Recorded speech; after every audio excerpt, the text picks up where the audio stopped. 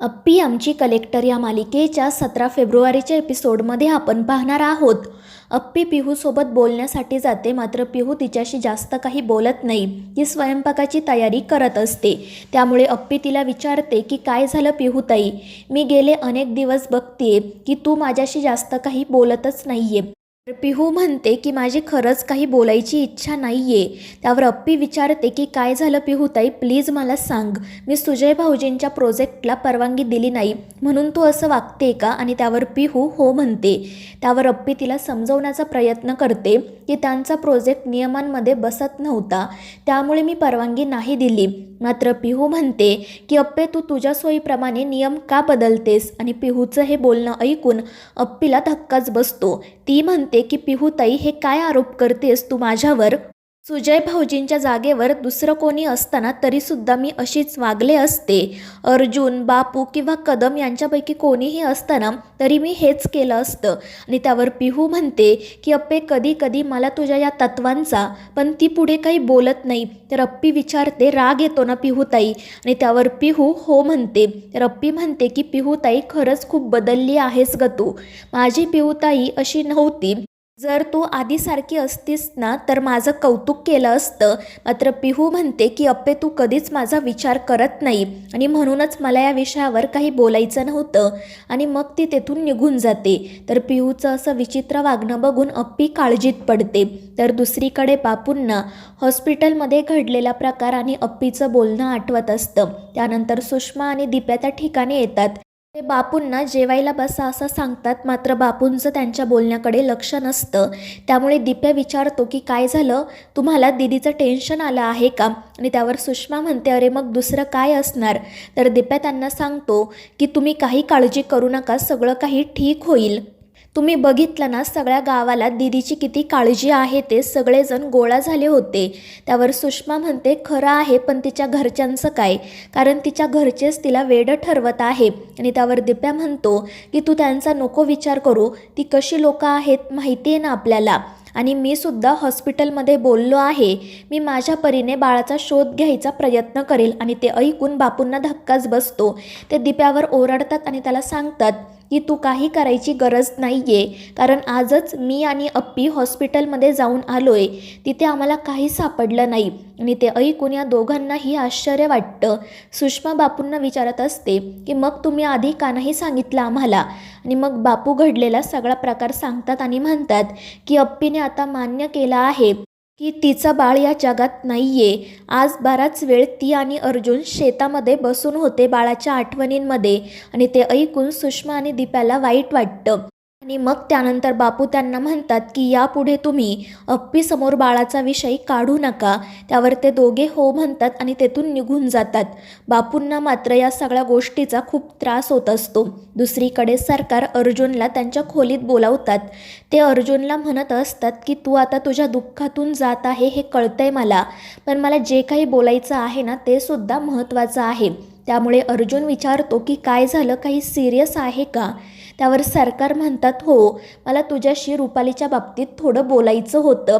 रुपालीची तब्येत दिवसेंदिवस बिघडतच चालली आहे. आणि मग त्यानंतर ते सकाळी घडलेला सगळा प्रकार अर्जुनला सांगतात आणि ते सगळं ऐकून अर्जुनलाही धक्का बसतो. तर सरकार म्हणत असतात की आपण रुपालीला ताबडतोब हॉस्पिटलमध्ये ॲडमिट करायला हवं. कदाचित स्वप्नीलच्या ही गोष्ट लक्षात येत नाही आहे, त्यामुळे तू आणि अप्पी त्याच्याशी बोला. त्यावर अर्जुन म्हणतो की सरकार, तुम्ही काळजी करू नका, आम्ही एकदा दादासोबत बोलतो. त्यावर सरकार म्हणतात, ठीक आहे, पण मग आता अप्पीची तब्येत कशी आहे? त्यावर अर्जुन सांगतो की ती सुद्धा ठीक आहे, हळूहळू या सगळ्यातून सावरण्याचा प्रयत्न करते. आज तिने मान्य केलं की आमचं बाळ या जगात नाही आहे. तिला जो काही रडण्याचा आवाज येत होता तो फक्त एक भास आहे. आणि ते ऐकून सरकारांच्या जीवात जीव येतो. आणि मग त्यानंतर गायतोंडे अर्जुन आणि अप्पीला भेटण्यासाठी घरी येतात. मात्र त्यांची आणि अप्पीची भेट होत नाही, त्यांना फक्त अर्जुन भेटतो. आणि मग त्यानंतर गायतोंडे अर्जुनला सांगतात की मॅडम जे काही बोलत होत्या ना ते खरं आहे असं मला वाटतंय. त्यावर अर्जुन विचारतो की नक्की काय म्हणायचं आहे तुम्हाला?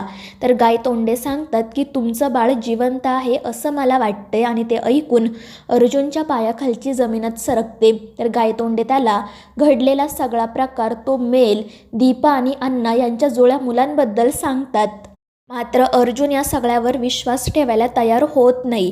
तो म्हणतो की अप्पी आता कुठे या सगळ्यातून सावरतीये. तिने मान्य केलंय की आमचं बाळ या जगात नाहीये, तुम्ही प्लीज तिला काही बोलू नका.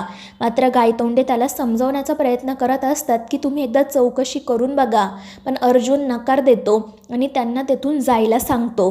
पण त्यांचं बोलणं मनी मावशीने ऐकलेलं असतं आणि ती खूप घाबरते. त्यानंतर रात्री अर्जुन आणि अप्पी त्यांच्या रूममध्ये बसलेले असतात. बाळासाठी आणलेल्या खेळण्यांकडेच अप्पी बघत असते. तर अर्जुन तिला विचारतो की अप्पे तू खरंच मान्य केलं आहे ना गं? आणि त्यावर अप्पी हो म्हणते. त्यानंतर ती अर्जुनला विचारते की तू कसा आहेस, कारण या सगळ्या गडबडीमध्ये मी तुला हा प्रश्न विचारलाच नाही. आणि त्यावर अर्जुन म्हणतो की अप्पे मी सुद्धा एक माणूसच आहे ना गं, त्रास मला सुद्धा होतोय. असं वाटते की आतमधून सगळं काही फाटून गेलंय. हे सगळं आपल्याच बाबतीत का घडलं तेच मला कळत नाहीये. आणि याहीपेक्षा जास्त त्रास मला तेव्हा होत होता जेव्हा तू म्हणत होती की आपलं बाळ जिवंत आहे. आणि अर्जुनचं हे बोलणं ऐकून अप्पीला सुद्धा वाईट वाटतं. आणि मग त्यानंतर ती अर्जुनला धीर देत म्हणते की काळजी करू नको, मी आहे तुझ्यासोबत, आता आपण दोघे या सगळ्यातून मार्ग काढूयात. आणि ते ऐकून अर्जुनलाही आनंद होतो. तो म्हणतो की अप्पी तू एवढं बोलली ना तरी मला धीर आलाय. आणि मग त्यानंतर ते दोघेजण बाळाचे फोटो काढण्याचा निर्णय घेतात. मात्र त्याचवेळी अप्पीला उचकी लागते आणि मग ती अर्जुनला म्हणते की आज नाही, आपण उद्या बाळाचे फोटो काढूयात. त्यावर अर्जुन म्हणतो ठीक आहे.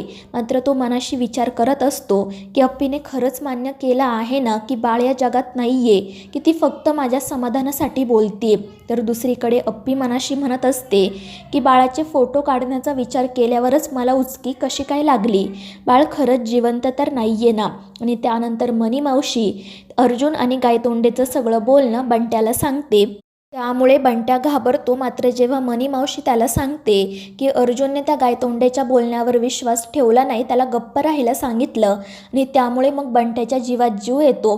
तो म्हणतो की आई तू काळजी करू नको. मात्र मनी मावशी म्हणत असते की आधी तू त्या बाळाला आपल्याकडे घे आणि त्या अण्णाला आणि त्याच्या बायकोला हकलून दे. त्यावर बंट्या म्हणतो ठीक आहे, मी तुला उद्या सकाळी काय करायचं ते सांगतो. त्यानंतर दुसऱ्या दिवशी सकाळी अप्पीला पुन्हा तेच स्वप्न पडतं. ती डचकून जागी होते. अर्जुन तिला काय झालं ते विचारतो.